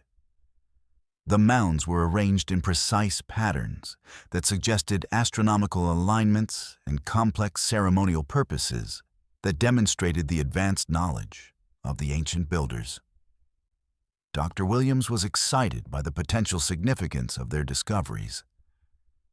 But Joseph's unease continued to grow as they delved deeper into the sacred site. It was on Thursday evening that they encountered the first signs that their presence was not welcome. As the team was reviewing their data around the campfire, they began hearing what sounded like drumming coming from the direction of the burial mounds. The rhythm was slow and ceremonial, echoing through the forest with a resonance that seemed to come from the earth itself. Joseph immediately recognized the sound as a traditional Cherokee funeral drum. But when they investigated the source, they found the burial complex completely empty and silent. The drumming continued intermittently throughout the night, always stopping the moment anyone approached the mounds, but resuming as soon as they returned to camp. Joseph explained that according to Cherokee tradition, the sound indicated that the spirits of the ancestors were gathering to protect their burial grounds from desecration. He urged Dr. Williams to abandon the research and leave the area immediately. But the archaeological team was reluctant to abandon their work based on what they considered folklore and superstition. Friday morning brought more disturbing phenomena. As the team began their daily survey work, they discovered that their equipment had been moved during the night. Despite the fact that they had secured everything carefully before retiring to their tents, the ground-penetrating radar unit had been relocated to the center of the largest burial mound, positioned as if someone had been examining it closely. More unsettling was the discovery of footprints around their equipment. Bare human feet that appeared and disappeared without forming complete trails, as if the individuals making them had materialized and vanished at will. Dr. Williams initially suspected that local artifact hunters might be interfering with their research. But Joseph's reaction to the footprints filled the team with dread. He identified them as belonging to the ancient burial practices of his people, explaining that the dead were traditionally buried barefoot to facilitate their journey to the spirit world. The implications of his statement were clear. The footprints belonged to entities that should have been resting peacefully in their graves, not walking among the living to investigate modern intruders. As the day progressed, the supernatural activity intensified. The team began seeing figures moving through the forest around the burial complex, always at the edge of their vision and always disappearing when observed directly. The figures appeared to be wearing traditional Cherokee burial clothing, white doeskin garments and ceremonial ornaments that gleamed in the filtered sunlight. Joseph confirmed that these were the spirits of the ancient dead, awakened by the disturbance to their sacred resting place and gathering to defend their territory from further intrusion. The most terrifying encounter occurred when graduate student Mark Peterson attempted to take photographs of the largest burial mound. As he approached with his camera equipment, a figure materialized directly in front of him. An elderly Cherokee man, wearing traditional burial regalia and carrying a war club that seemed to glow with its own inner light. The spirit spoke in Cherokee, words that Joseph later translated as a warning that the living had no business among the dead, and that continued trespass would result in the researchers joining the ancestors permanently. Mark fled in terror, but the encounter had lasting consequences. Within hours, he developed a high fever and began speaking in Cherokee, a language he had never studied or heard before his encounter with the burial ground guardian. Joseph recognized the words as ancient funeral chants, songs traditionally sung to guide the dead to their final rest. The graduate student was essentially channeling the voices of the ancient dead, serving as a conduit for spirits who were trying to communicate their displeasure with the archaeological intrusion. Dr. Williams finally acknowledged that they were dealing with forces beyond scientific explanation when their equipment began malfunctioning in ways that defied rational analysis. The ground-penetrating radar showed readings that indicated the burial mounds were empty, despite clear evidence of their archaeological significance. Digital cameras captured images of the spirits that appeared as solid figures to the naked eye, but showed up as transparent shadows in photographs. The electromagnetic anomalies around the burial complex suggested the presence of energies that current scientific instruments couldn't properly measure or understand. The final warning came on Friday night, when the entire team was awakened by the sound of hundreds of voices singing traditional Cherokee funeral songs. The chorus seemed to come from beneath the earth itself, rising from the burial mounds in a haunting harmony that spoke of ancient grief and eternal vigilance. Joseph translated fragments of the songs, explaining that they were warnings about the consequences of disturbing the sacred dead and promises of protection for the burial grounds that would extend beyond death itself. Saturday morning brought the decision to abandon the research project immediately. Mark's condition had worsened, and he was now speaking exclusively in Cherokee while describing visions of ancient burial ceremonies and spirit journeys that he couldn't possibly have knowledge of through normal means. The other team members were experiencing nightmares, equipment failures, and a growing sense of being watched by unseen guardians who were evaluating their intentions and finding them wanting. As they packed their equipment and prepared to leave, Joseph performed a traditional Cherokee ceremony to apologize to the spirits for the disturbance and to request safe passage for the research team. The ritual involved burning sacred tobacco and offering prayers in Cherokee that acknowledged the sovereignty of the ancient dead over their burial grounds. Only after completing this ceremony did the supernatural activity begin to subside, suggesting that the spirits were willing to allow the intruders to leave if they showed proper respect and promised not to return. The journey out of the forest was marked by a profound sense of relief as they left the sacred burial grounds behind. Mark's fever broke the moment they crossed the boundary of the burial complex, and he immediately stopped speaking Cherokee. With no memory of the ancient language or the visions that had possessed him, the team's equipment began functioning normally again, and the oppressive atmosphere of being watched by hostile spirits lifted like a weight being removed from their shoulders. Dr. Williams never published her findings from the Cherokee burial ground expedition, and she quietly withdrew her research permits for the site. The encounter had taught her that some places are protected by forces that transcend scientific understanding, and that the ancient dead have ways of defending their sacred resting places that modern archaeology is not equipped to handle.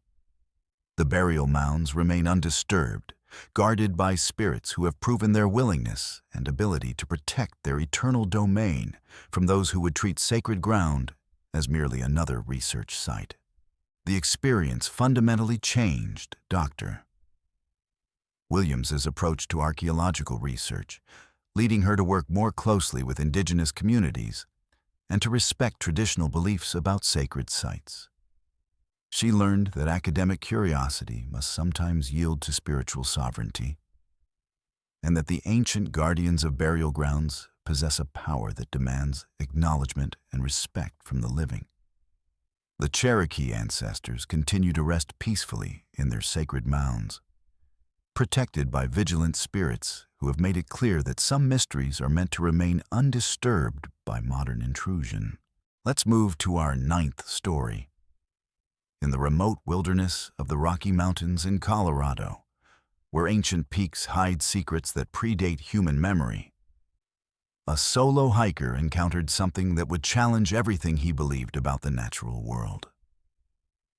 This happened to Daniel Foster, a 29-year-old park ranger, during what should have been a routine backcountry patrol in June 2023, deep in the San Juan National Forest. What he experienced in those isolated mountains would leave him questioning the boundaries between the living world and something far more ancient and mysterious. Daniel had been working as a park ranger for 7 years, spending countless hours alone in the wilderness, conducting wildlife surveys, maintaining remote trails, and ensuring the safety of backcountry visitors. He was comfortable with solitude and had developed an almost supernatural ability to read the moods and rhythms of the forest. His current assignment involved patrolling a section of the San Juan Range that had been closed to public access due to reports of unusual wildlife behavior and several unexplained disappearances of experienced hikers over the past 2 years. The area he was investigating was a high-altitude wilderness accessible only by a grueling 12-mile hike through terrain that challenged even the most experienced mountaineers. The landscape was stark and beautiful, dominated by towering peaks that scraped the sky and alpine meadows that bloomed briefly during the short mountain summer. It was the kind of pristine wilderness that few people ever see. A place where the modern world seemed like a distant memory, and the ancient rhythms of nature still held absolute dominion. Daniel began his patrol on Monday morning, carrying enough supplies for a week-long expedition into the remote backcountry. His mission was to investigate reports of strange sounds and unusual animal behavior that had been reported by the few hikers who had ventured into the area before its closure. The reports were consistent but bizarre. Descriptions of whistling sounds that seemed to come from multiple directions simultaneously, wildlife that appeared agitated and fearful, and an overall atmosphere of unease that made experienced outdoorsmen uncomfortable. The first 3 days of his patrol proceeded normally. Daniel documented healthy populations of elk, deer, and mountain goats, along with evidence of black bears and mountain lions that indicated a thriving ecosystem. The wilderness seemed peaceful and undisturbed, with no obvious signs of the unusual activity that had prompted the area's closure. He began to suspect that the reports might have been exaggerated or misinterpreted by hikers who were simply overwhelmed by the profound isolation of the high country. It was on Thursday evening that Daniel first heard the whistles. He was setting up camp in a protected valley beside a small alpine lake when 2 sharp, piercing whistles echoed across the mountains. The sounds were clearly artificial, too precise and deliberate to be produced by any known wildlife. Yet they seemed to come from the peaks themselves. The whistles were separated by exactly 3 seconds, repeated 3 times, then followed by complete silence that seemed to press against his eardrums like a physical force. Daniel's first thought was that other hikers might be in the area, using whistles to communicate across the vast distances of the mountain wilderness. But the sounds had an otherworldly quality that made his skin crawl, a resonance that seemed to vibrate through his bones and trigger primitive fear responses that he couldn't rationally explain. The whistles were too loud, too clear, and too perfectly timed to be produced by human lungs, yet they were obviously intelligent and purposeful in their pattern. As darkness fell over the mountains, The whistling began again. This time, Daniel was able to determine that the sounds were coming from at least 3 different locations. High peaks that surrounded his valley like ancient sentinels watching over an intruder in their domain. The pattern was always the same. 2 sharp whistles separated by 3 seconds, repeated 3 times. Then silence. But now there seemed to be a response pattern, with whistles from one peak being answered by whistles from another, as if unseen entities were communicating about his presence. Daniel spent a sleepless night listening to the supernatural communication network that seemed to operate throughout the mountain range. The whistles continued at irregular intervals, always following the same pattern but coming from different locations, as if the entities producing them were mobile and coordinating their movements. The psychological effect was profoundly unsettling, creating a sense of being observed and evaluated by intelligences that operated according to rules he couldn't understand. Friday morning brought no relief from the mysterious phenomena. As Daniel broke camp and continued his patrol, he noticed that the local wildlife was behaving strangely. Deer that should have been grazing peacefully in the alpine meadows were instead clustered together in nervous groups, constantly scanning the peaks as if watching for threats from above. Mountain goats that normally showed little fear of humans fled at his approach, and even the usually bold marmots had disappeared from their rocky territories. The whistling resumed during daylight hours, but now Daniel could see something that made his blood run cold. High on the surrounding peaks, he could make out dark figures silhouetted against the sky, positioned at points where the whistles seemed to originate. The figures were too distant to make out clearly, but they appeared to be human in shape, while being impossibly tall and thin. They stood motionless for hours at a time, then would suddenly disappear, only to reappear on different peaks, always maintaining their vigil over the valley where Daniel was conducting his patrol. As the day progressed, Daniel realized that the whistling entities were following his movements, repositioning themselves to maintain constant observation of his location. Whenever he changed direction or moved to a new area, the figures on the peaks would shift accordingly, always staying at the same relative distance while maintaining their mysterious communication network. The pattern suggested intelligence and coordination that went far beyond anything he had encountered in his years of wilderness experience. The most disturbing aspect of the encounter was the gradual realization that the whistles were not just communication. They were an invitation. As Daniel listened more carefully to the pattern, he began to understand that the entities were calling to him, trying to lure him away from the relative safety of the valley floor toward the high peaks where they maintained their watch. The whistles had a hypnotic quality that seemed to bypass his rational mind and appeal directly to some primitive part of his consciousness that wanted to respond to the call. Friday night brought the most intense episode of supernatural activity. The whistling became almost constant, with multiple entities calling from different peaks in a complex symphony of sound that echoed throughout the mountain range. Daniel found himself standing outside his tent, staring up at the dark figures on the peaks and feeling an almost overwhelming urge to begin climbing toward them. Only his years of wilderness training and survival instincts kept him anchored to the valley floor and away from the entities that were so clearly trying to draw him into their domain. The psychological pressure continued throughout the night, with the whistling entities maintaining their vigil and their invitation. Daniel could see lights moving on the peaks. Not the warm glow of campfires, but cold, blue illumination that seemed to pulse in rhythm with the whistling sounds. The lights would appear and disappear in patterns that suggested the entities were performing some kind of ritual or ceremony, with Daniel as the intended focus of their otherworldly attention. Saturday morning brought the decision to abandon his patrol and return to civilization immediately. Daniel had completed enough of his survey to file a report, and the psychological strain of being constantly watched and called by the whistling entities was beginning to affect his judgment and decision-making abilities.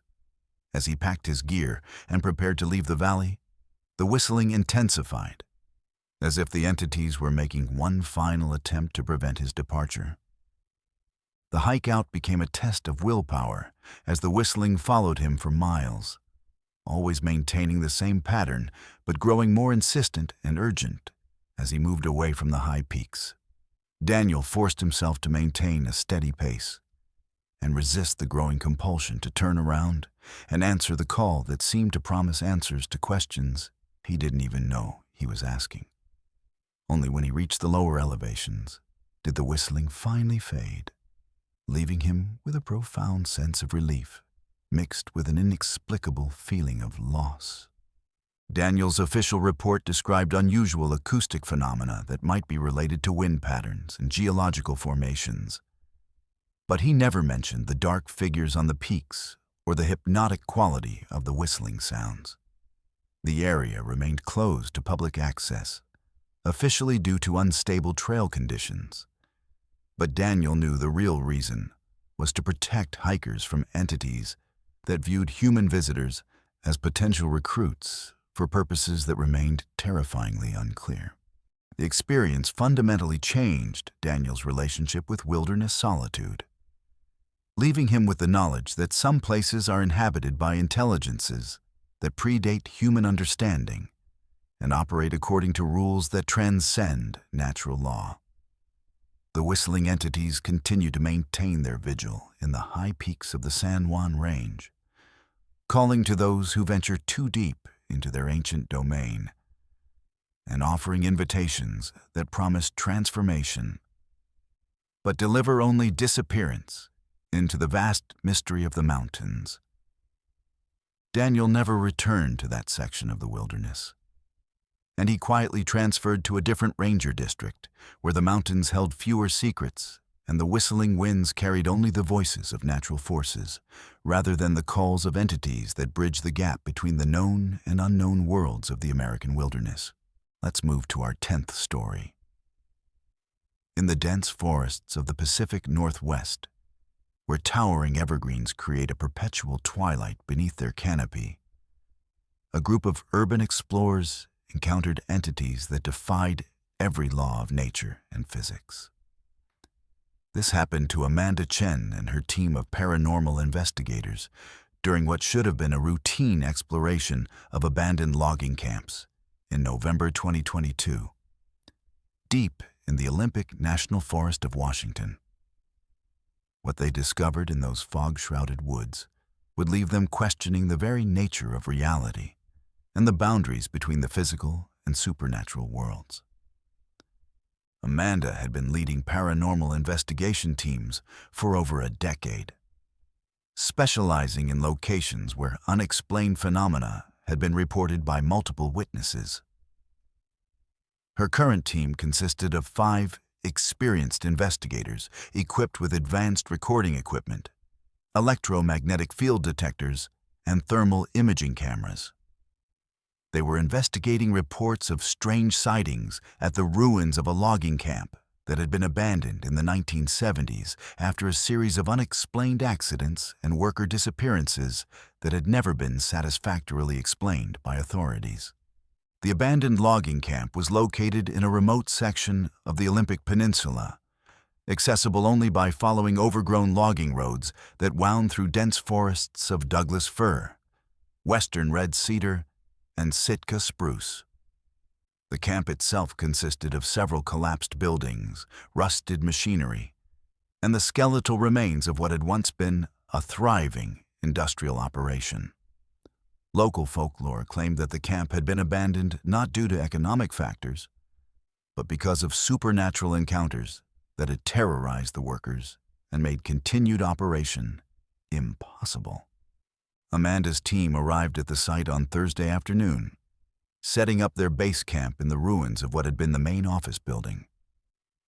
The location had an immediately oppressive atmosphere that affected even the most skeptical members of the team.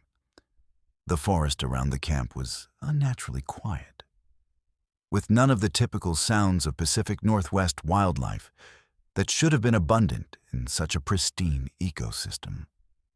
The silence was so complete that it seemed to absorb sound, making their voices sound flat and lifeless in the thick air. The first night of investigation proceeded according to their established protocols.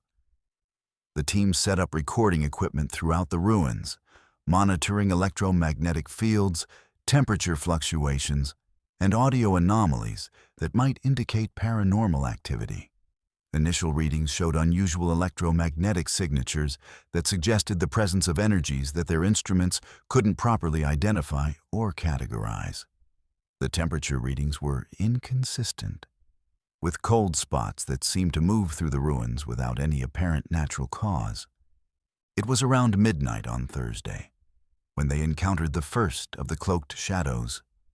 Team member Jake Morrison was monitoring the thermal imaging equipment when he noticed a figure moving through the ruins that appeared as a dark silhouette against the infrared display. The figure was roughly human in shape, but seemed to be composed of shadow rather than solid matter, moving with a fluid grace that defied normal human locomotion. When Jake called the others' attention to the thermal display, the figure had vanished, leaving no trace of its presence. Over the next hour, the cloaked shadows began appearing with increasing frequency. The entities seemed to be observing the investigation team, always staying at the edge of their equipment's detection range, but clearly maintaining surveillance of their activities. The shadows appeared to be wearing long, flowing garments that obscured any details of their physical form, and they moved with a coordinated intelligence that suggested they were communicating with each other through means the investigators couldn't detect. Amanda's electromagnetic field detectors began registering massive spikes whenever the shadows appeared, indicating the presence of energies that far exceeded anything they had encountered in previous investigations. The readings were so intense that several pieces of equipment began malfunctioning, with digital displays showing impossible values and recording devices capturing audio that consisted of nothing but static and what sounded like whispered conversations in an unknown language. The most disturbing aspect of the encounter was the shadows' apparent ability to interact with the physical world, despite their insubstantial appearance. Team members reported feeling cold touches on their shoulders and arms, as if invisible hands were reaching out to make contact. Equipment that had been carefully positioned began moving on its own, repositioned in patterns that seemed deliberately arranged to spell out messages or symbols that none of the investigators could interpret. As the night progressed, the cloaked shadows became more bold in their interactions with the investigation team. They began appearing in the peripheral vision of team members, always disappearing when observed directly, but leaving behind a sense of being watched by intelligences that were evaluating the intruders and their intentions. The psychological pressure was intense, creating an atmosphere of dread that made even the most experienced investigators question their decision to remain in the abandoned camp. Around 3 in the morning, the shadows revealed their most terrifying characteristic: their eyes. In the darkness of the ruined buildings, team members began seeing pairs of glowing eyes that seemed to float independently of any visible body. The eyes were an unnatural blue-white color that seemed to pulse with their own inner light, and they appeared at various heights and angles that suggested the entities possessing them were not bound by normal physical limitations. The glowing eyes began appearing in increasing numbers, surrounding the investigation team and creating a circle of supernatural surveillance that made escape seem impossible. Amanda counted at least 12 pairs of eyes, watching them from different positions throughout the ruins, all maintaining the same unblinking stare that seemed to penetrate directly into their souls.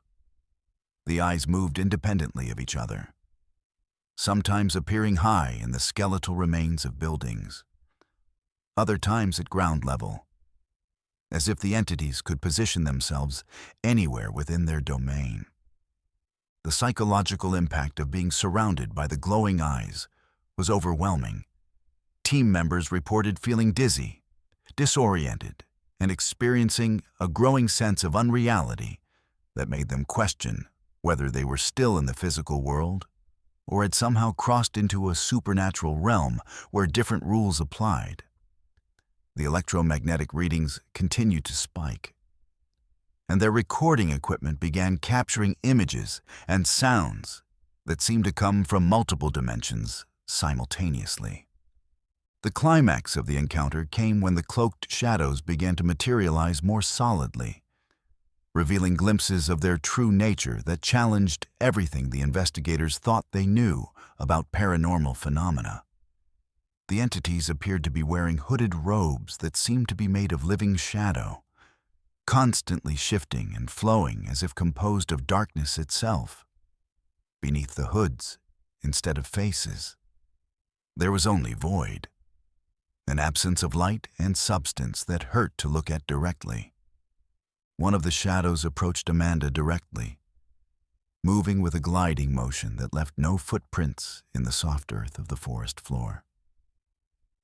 As it drew closer, she could feel an intense cold that seemed to emanate from the entity, a chill that went beyond physical temperature and seemed to freeze her very soul. The shadow extended what might have been an arm toward her, and she felt an overwhelming compulsion to reach out and make contact with the supernatural being.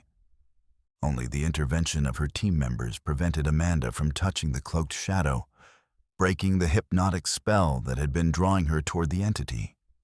The moment the connection was broken, all of the shadows vanished simultaneously, leaving the investigation team alone in the ruins with only their malfunctioning equipment and the memory of glowing eyes that had watched them from the darkness. The remainder of the night passed in tense silence, with the team maintaining a defensive perimeter while their equipment slowly returned to normal function. The electromagnetic readings gradually decreased, and the oppressive atmosphere that had dominated the site began to lift as dawn approached. But the investigators knew they had encountered something that transcended normal paranormal activity, entities that existed in a realm between the physical and spiritual worlds. Amanda's team packed their equipment and left the abandoned logging camp as soon as there was enough daylight to safely navigate the overgrown roads. The experience had shaken even the most experienced investigators, leaving them with the knowledge that some places harbor entities that are neither fully dead nor entirely alive. Beings that exist in the shadows between worlds and observe the living with purposes that remain terrifyingly unclear. The investigation footage and audio recordings were largely unusable, corrupted by the intense electromagnetic interference that had accompanied the shadow entities. But the team members' testimonies were consistent and detailed, describing encounters with beings that possessed intelligence, coordination, and abilities that challenged every assumption about the nature of paranormal phenomena. The abandoned logging camp remains a site of supernatural activity, guarded by cloaked shadows that continue to watch over their domain, with glowing eyes that see far more than any living being should be able to perceive. Amanda disbanded her investigation team after the Olympic Peninsula encounter, unable to risk exposing other researchers to entities that had demonstrated the ability to affect both physical equipment and human consciousness in ways that suggested powers beyond current understanding. The cloaked shadows continue their eternal vigil in the ruins of the logging camp, waiting for the next group of investigators brave enough or foolish enough to venture into their supernatural domain. Let's move to our final story. In the ancient woodlands of the Great Smoky Mountains, where mist clings to ridges like the breath of sleeping giants, a trauma counselor discovered that some places hold memories that can drive visitors to madness. This happened to Dr. Rebecca Martinez during what should have been a therapeutic retreat in October 2023, deep in the most remote sections of the national park. What she experienced in those haunted hollows would end her career and leave her with a terrifying knowledge that certain forests remember every act of violence committed within their boundaries. Dr. Martinez had been treating patients with severe PTSD for over 12 years, specializing in cases involving violent crimes and traumatic experiences that left lasting psychological scars. She had developed a reputation for helping the most difficult cases, using innovative therapeutic techniques that combine traditional counseling with wilderness therapy. Her current patient was a young woman named Lisa, who had survived a brutal assault in a remote forest location, and Dr. Martinez believed that returning to a similar wilderness environment under controlled conditions might help her patient overcome her trauma. The location Dr. Martinez chose for this experimental therapy session was a secluded valley in the Great Smoky Mountains, accessible only by a challenging 6-mile hike through dense forest that few visitors ever attempted. The valley was known for its pristine beauty and complete isolation from the modern world, making it an ideal location for intensive therapeutic work without distractions. What Dr. Martinez didn't know was that this particular valley had been the site of numerous violent crimes over the past century, creating a concentration of traumatic energy that had soaked into the very soil of the forest. They arrived at the valley on Tuesday morning, setting up a small camp beside a crystal-clear stream that wound through the hollow like a silver ribbon.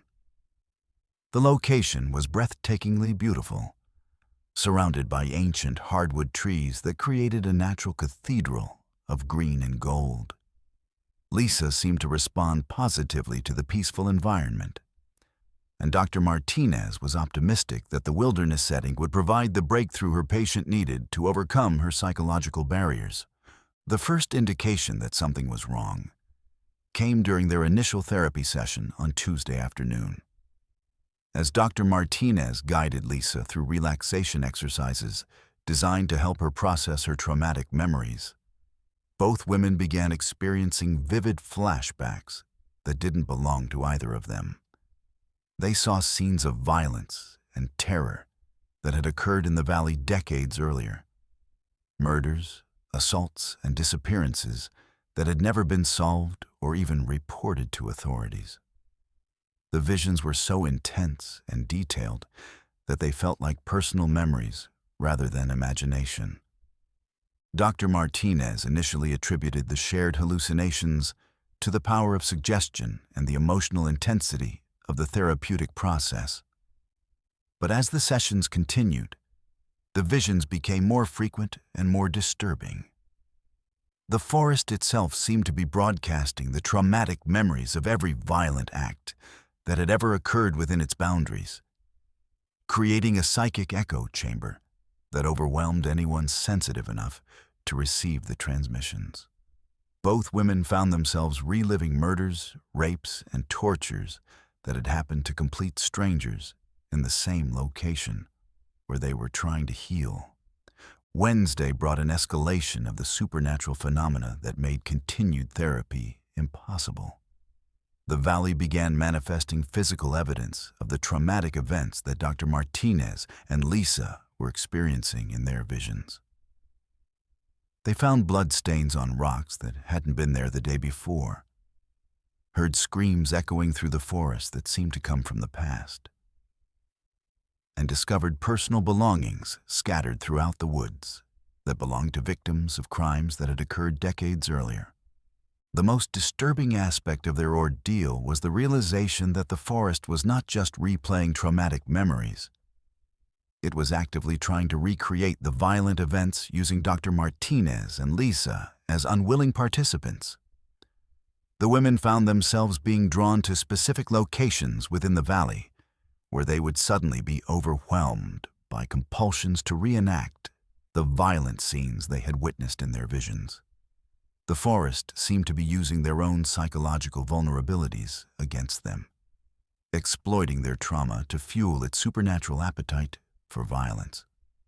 Lisa's condition deteriorated rapidly as the forest's influence intensified. She began experiencing complete dissociative episodes where she would take on the personalities of previous victims, speaking in voices that weren't her own and describing details of crimes that had never been publicly reported. During these episodes, she would attempt to harm herself in ways that matched the injuries suffered by the historical victims, as if the forest was trying to complete the traumatic cycles that had been interrupted by the passage of time.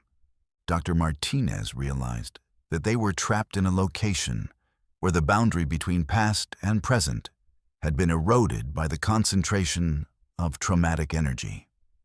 The forest had become a repository of human suffering that actively sought to perpetuate itself by drawing new victims into its cycle of violence.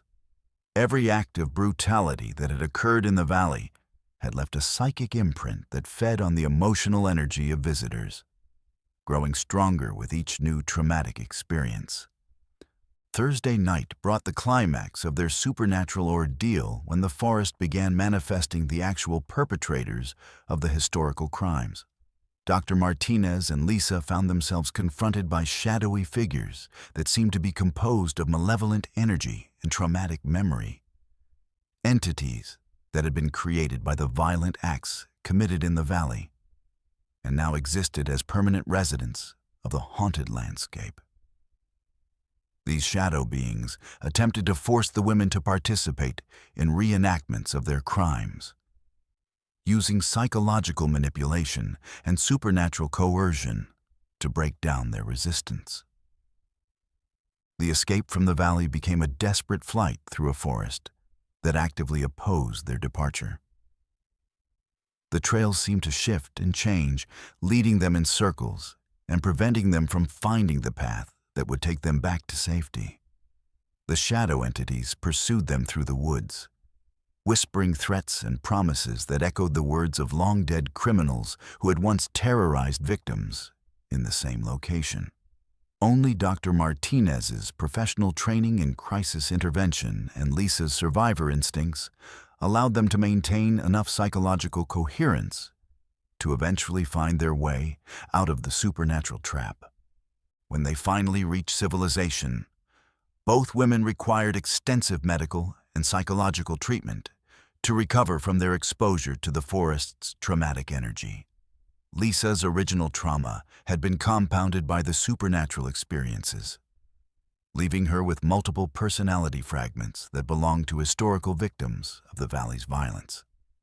Dr. Martinez suffered a complete psychological breakdown that ended her career and left her unable to practice therapy or even discuss her professional experiences without triggering severe panic attacks. The investigation that followed their ordeal revealed the true history of the valley. Over the past century, it had been the site of at least 15 unsolved murders, dozens of sexual assaults, and numerous disappearances that had never been explained by conventional law enforcement. The concentration of violent crimes in such a small area had created a supernatural phenomenon that transformed the location into a psychic wound that continued to bleed traumatic energy into the present day.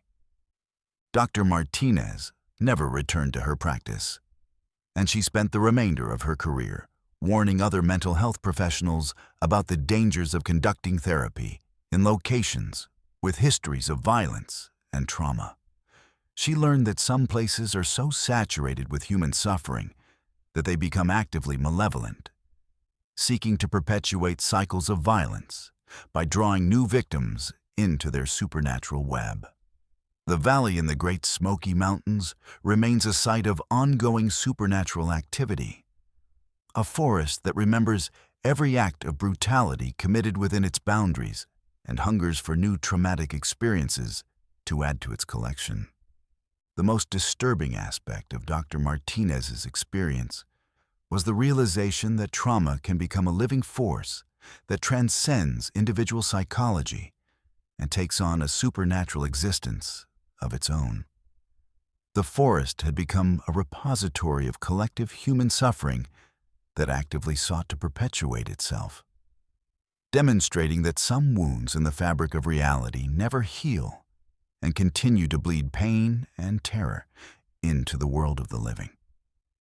Before we conclude tonight's journey into the darkest corners of the wilderness, let me share some crucial advice that could save your life.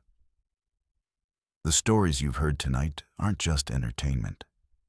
They're warnings about the very real dangers that exist in remote wilderness areas. Whether you're dealing with human predators, supernatural entities, or psychological phenomena that science can't yet explain, preparation and awareness are your best defenses. Always inform someone of your exact location and expected return time before venturing into remote areas. Carry multiple forms of communication, including satellite communicators that work beyond cell tower range. Trust your instincts. If a location feels wrong or dangerous, leave immediately regardless of how much planning you've invested. Travel in groups whenever possible, and never ignore the warnings of local guides or indigenous peoples who understand the true nature of the places you're visiting. Most importantly, remember that some places demand respect that goes beyond environmental conservation.